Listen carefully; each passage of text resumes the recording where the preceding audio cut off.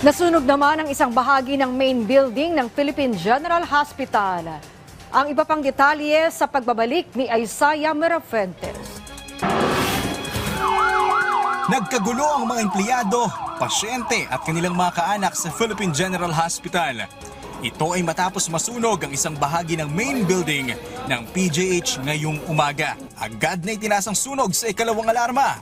Sa inisyal na investigasyon, nagsimula ang apoy sa air conditioning unit. Malapit ito sa outpatient department ng ospital. Isang kwarto ng ospital ang nasunog. Pasado alas 7 ng umaga nang tuluyang maapula ang apoy.